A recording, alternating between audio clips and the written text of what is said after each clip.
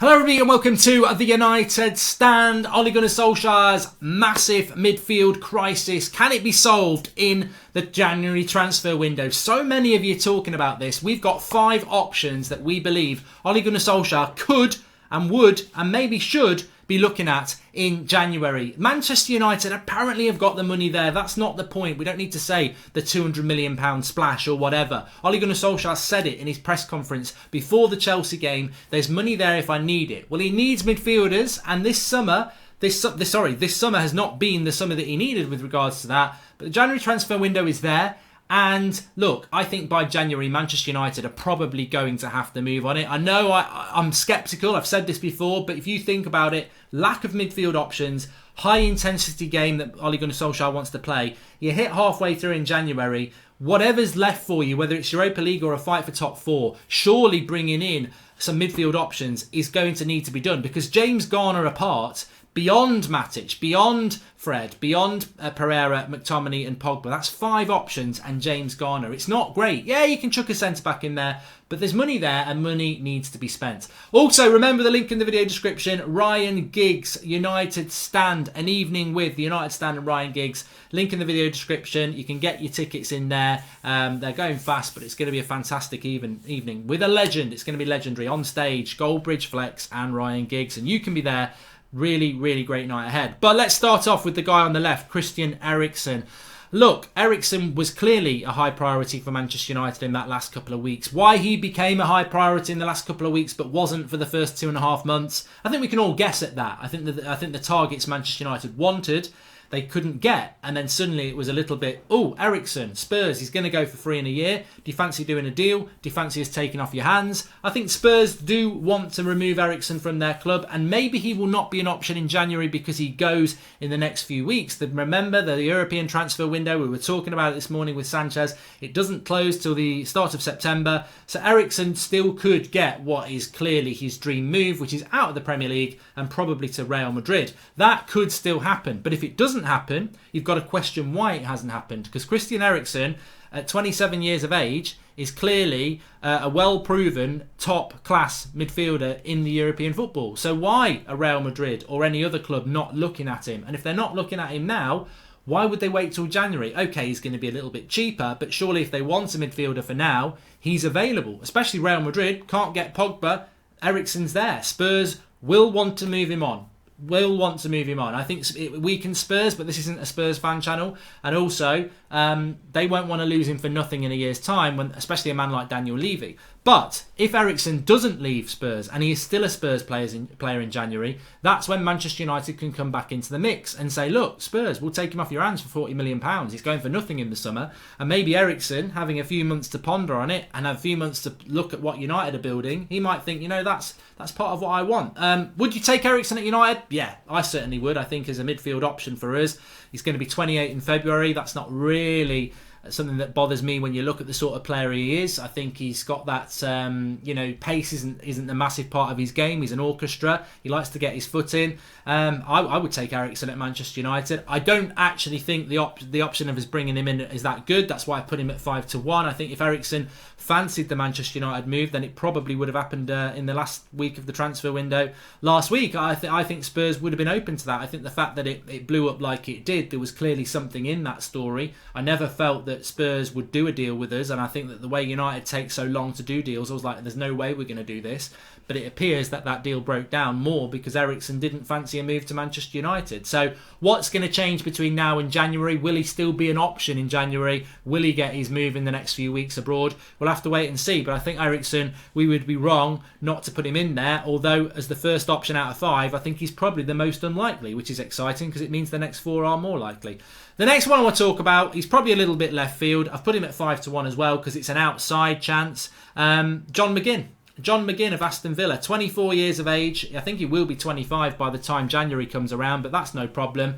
If anybody doesn't know anything about him, we were linked with him during the transfer window, and I, like many of you, said, get out, you're having a laugh. I think we were quoted 50 million, and I was like, get lost, no chance.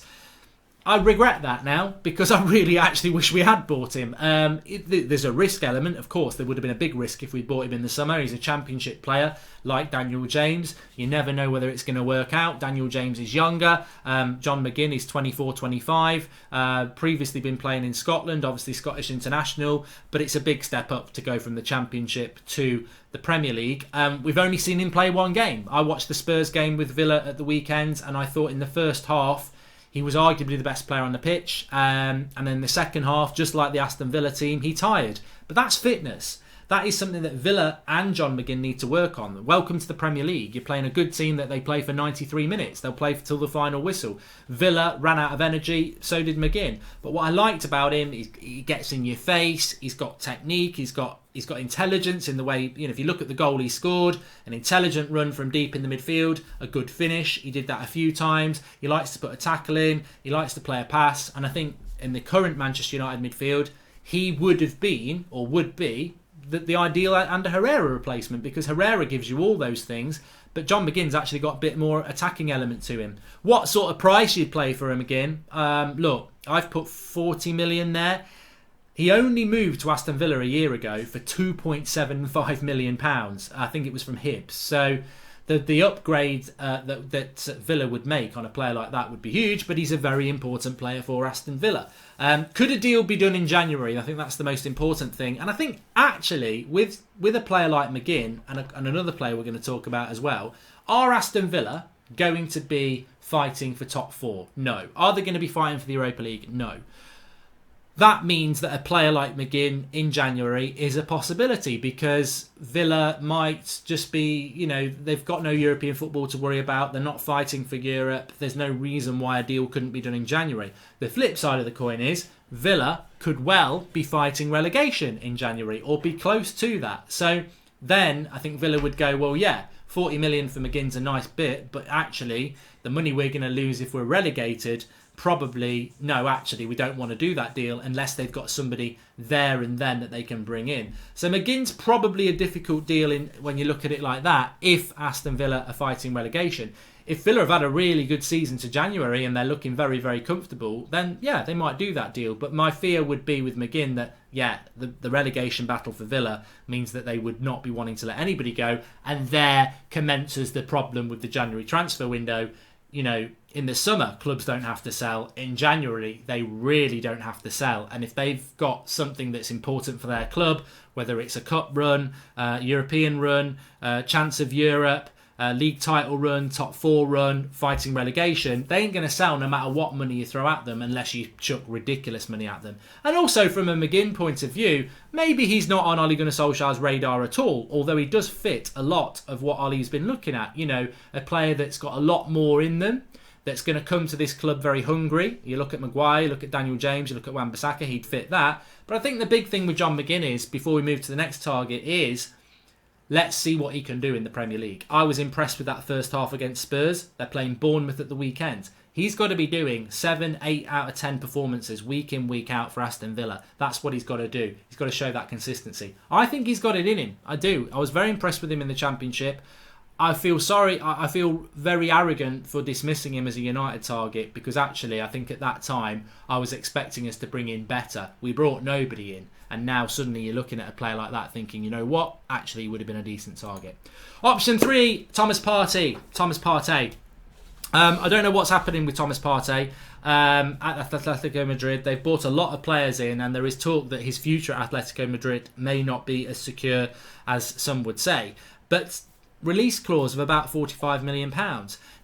Very little interest from Manchester United, I've got to say that, but a lot of interest from Manchester United fans. And how many times have you, Manchester United fans, been right? We spoke about Fabinho for 2-3 years before Liverpool bought him. What a signing he was for Liverpool. We spoke about Bruno Fernandes. We've spoken about numerous players saying what good players they would be for United, and United haven't been in for them. Thomas Partey, look, he's probably not a high likely signing for Manchester United, but in the January transfer window, he is a possibility, because if he is surplus to requirements at Atletico Madrid, because they've got so many options and he's got that release clause, 26 years of age, very experienced, very energetic, very tenacious, can play in a number of positions. And look, I think he would quite fancy a move to Manchester United. Do I think it's going to happen? I'd probably say no, I don't. But it's certainly an option out there. And it wasn't, what I would say is it wasn't hard for me to show you 5 midfield targets that could be available in January. And that's without being too like over the top and like there's no chance of them coming. Like I genuinely think every player we've mentioned, there's a reason to think that they could happen. And also, as we said at the start of the video, there's no doubts that Ole Gunnar Solskjaer needs to strengthen in the midfield. And I don't like the January transfer window because I think it's so uncertain. And what I didn't like after the closing of the transfer window a week ago was loads of people saying, well, we've got the January transfer window, Mark. And I'm like, well, we have. And hence we're doing the video of options. But what I don't like about it is when fans say, oh, don't worry about the summer transfer window, we've got January. Like the summer transfer window is the transfer window where anything can happen. Doesn't mean it will, but anything can happen. The January transfer window is just, you may as well expect nothing to happen because so many things can stop deals being done. However, what I would say is, and I said it in the last January transfer window, United should be using it to bring players in, because if you bring a player or two in January, it gives you less pressure to do in the summer transfer window. In May, when it started, we sat there as a channel with you and us, and we said, we need to do 10 deals. We need 5 in and 5 out. As we sit here today, we've signed 3 players, and we've sold 1 in Lukaku in 3 months. That's 4 deals in 3 months. We already knew before this summer how slow United are, and we're still slow. So, and I still think United needed to do 10 deals, 5 in and 5 out. So we got nowhere near that. And it just shows you how slow we are at negotiating and getting deals over the line, which is why the January transfer window, the one just gone, was important. We should have got a couple in there. And this one, yeah, we should do, but it's a hard transfer window because, as I said, clubs might not want to sell. So Thomas Partey, for the price, 45 million for what he would bring to us, I think it'd be a very, very, very good option. The only issue with this is we've had 0 links with him at all. Obviously, he was part of the AFCON throughout the summer, but United's, I think there was a little bit from his side, mentioning United, like everybody does, but from United's side, very little interest in him, but he would be an option. Sean Longstaff, for me, 3-1. Look, I think this is the player that Ole Gunnar Solskjaer wants more above any midfielder. And yeah, we were linked to others, and I think we were in for others as well. But Sean Longstaff, it started very early, like Daniel James. It started, I think, in late May, and it continued to be a player that we were linked with. But Newcastle, obviously, were in a very strong position. He'd only played 9 games for them, so United felt that 25 million was probably too much, but they were willing to pay that.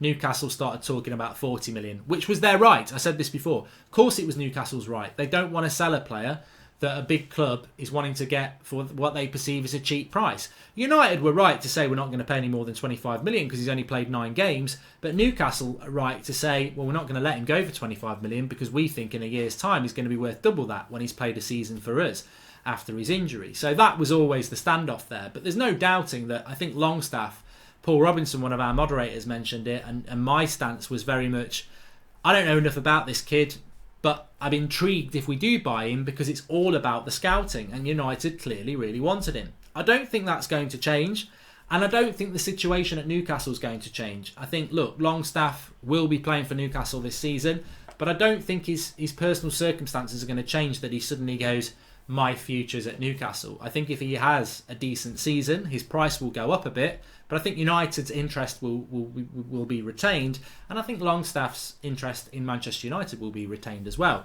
Could you do a deal with Newcastle in January? Well, look, if Longstaff starts playing games for Newcastle and he does well and his price ticks up to a price that maybe United want to pay, then yeah, a deal could be done in January, and I think 30 to 40 million pounds is realistic.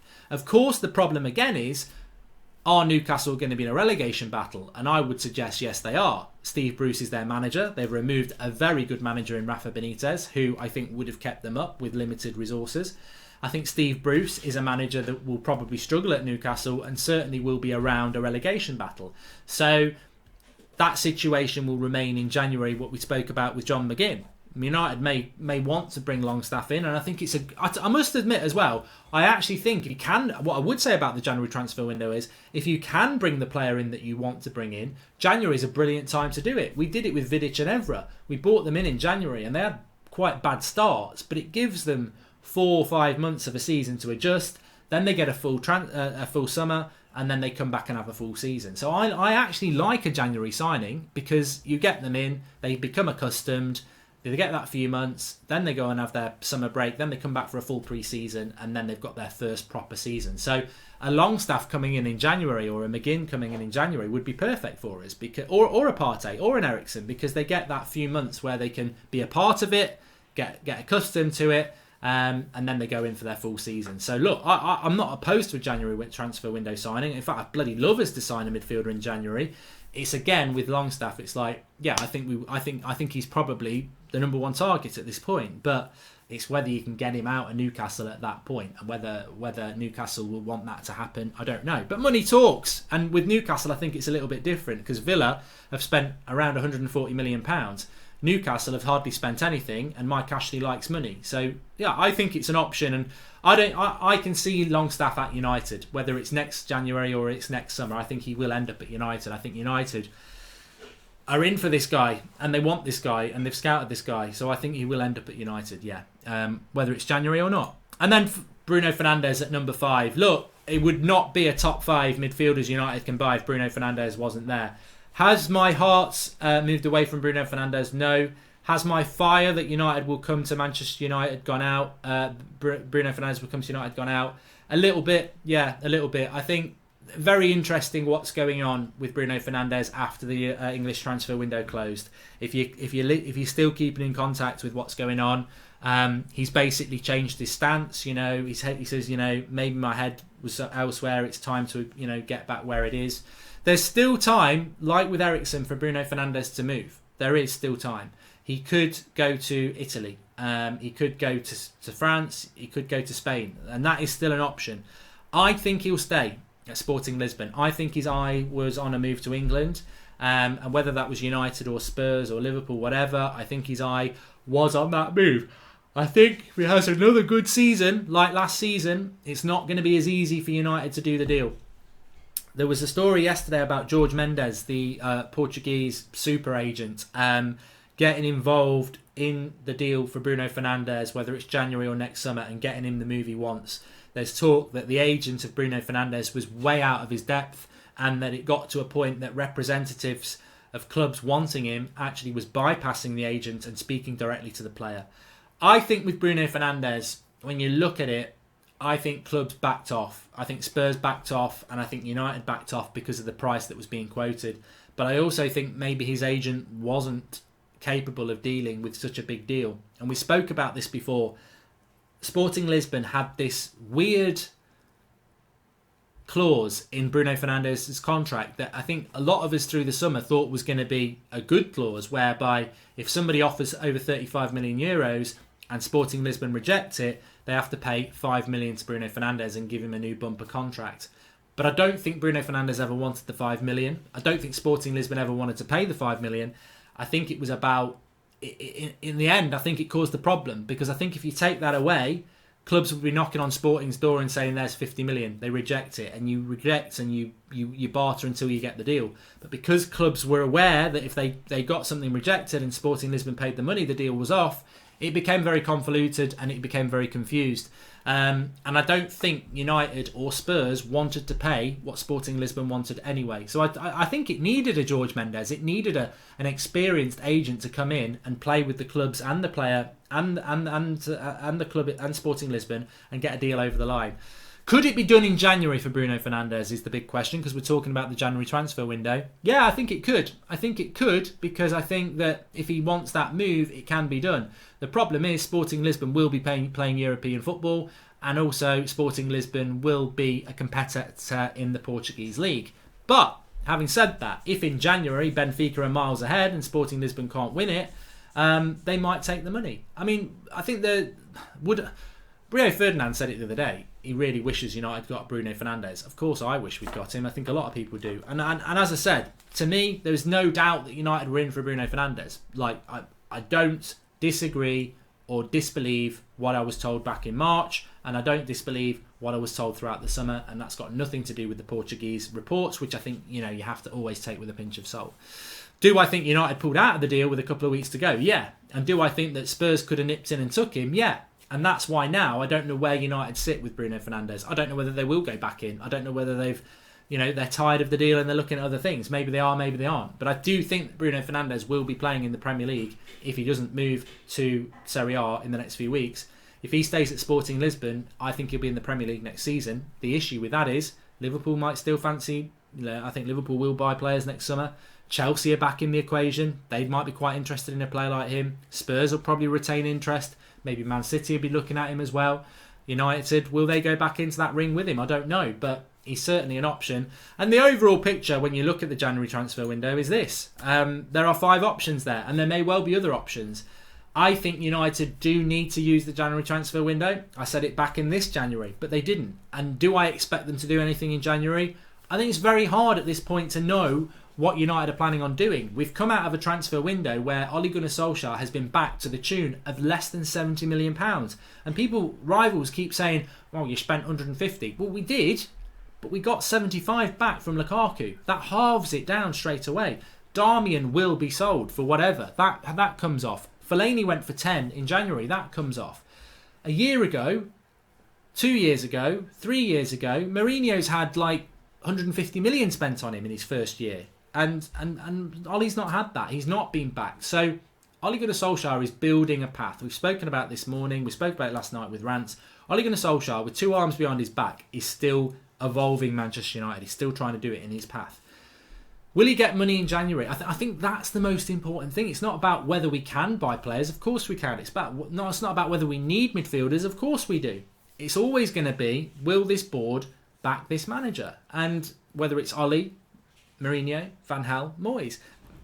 Time and time again over the last 6 years, we've seen the board go up to the final hurdle and turn around and not jump it. And that is the question. That is the question. It's whether they will do it. Because we walked away from a transfer window, a poor transfer window in relation to net spend and replacements. And I said it this morning. Ander Herrera is at PSG. We never replaced him. And he was our second best midfielder. And it leaves us weak in the midfield. We need to buy midfielders. I think we need 2. And let's not forget as well, Paul Pogba may well go next summer.